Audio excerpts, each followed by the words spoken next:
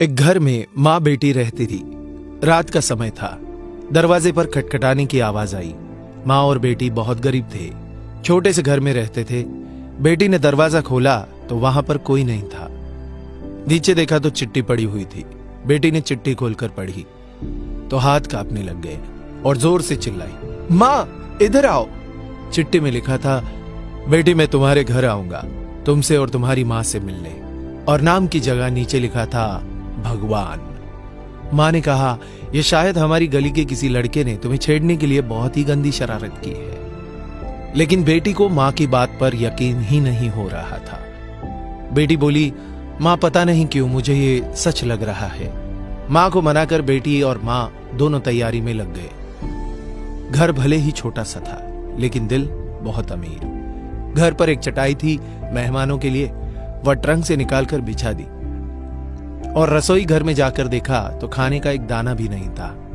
बेटी और माँ दोनों गहरी सोच में पड़ गए कि यदि भगवान सच में आ गए तो खाने में कुछ नहीं दे पाएंगे। आगे पीछे का कुछ नहीं सोचा। बचत के 300 रुपए बेटी के पास थे। पैसे लेकर वे दोनों छाता और कंबल लेकर किराने की दुकान के लिए निकल पड़े। बारिश होने ही वाली थी और ठंड भी बहुत ज्यादा थी।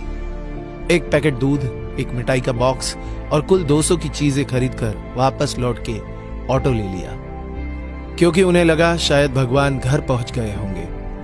घर से थोड़ी दूर पहुंची तो देखा कि जोर से बारिश शुरू हो गई और सड़क किनारे एक पति पत्नी खड़े थे। ऑटो पास से गुजरा तो लड़की ने देखा उनके हाथ में एक छोटा बच्चा रो रहा था। स्थिति कुछ ठीक नहीं लग रही थी। ऑटो घर के दरवाजे पर पहुंचा। माँ ऑटो से उतरी ही थी कि बेटी से रहा नहीं गया। बेटी बोली, ऑटो वाले भैया जरा ऑटो उनके पास ले लो। पास जाकर देखा तो बच्चे को तेज बुखार था और उनके पास खाने के लिए कुछ नहीं था। एक तरफ भगवान घर पर आने वाले हैं और दूसरी तरफ ये समस्या। बेटी ने सोचा भगवान को मना लूंगी, लेकिन यदि इन्हें ऐसी हाल में छोड़ दिया तो भगवान बिल्कुल माफ नहीं करेंगे। बेटी ने जो जो खरीदा था सब उनके हाथ में थमा दिया और तो और बचे हुए 50 रुपए भी दे दिए और बोली, अभी मेरे पास इतने ही है, इसलिए रख लीजिए। बारिश हो रही थी तो छाता भी दे दिया और बच्चे को ठंड ना लगे इसलिए कंबल भी। वहां से फटाफट घर पहुंची ये सोचकर कि भगवान आ गए होंगे। लेकिन दरवाजे पर माँ खड़ी थी। बोली, आने में इतनी देरी क्यों लगा दी बेटी? और यह देख, एक और चिट्ठी आई है, पता नहीं किसकी है। बेटी ने पढ़ना शुरू किया। उसमें लिखा था, बेटी आज तुमसे मिलकर बहुत खुशी हुई। पहले से दुबली हो गई हो लेकिन आज भी उतनी ही सुंदर हो। मिठाई बहुत अच्छी थी और तुम्हारे दिए हुए कंबल से बहुत आराम मिला। छाता देने के लिए धन्यवाद। बेटी अगली बार मिलते ही लौटा दूंगा। बेटी के तो होश उड़ गए। निशब्द होकर पीछे मुड़कर सड़क के किनारे देखा तो वहां कोई नहीं था।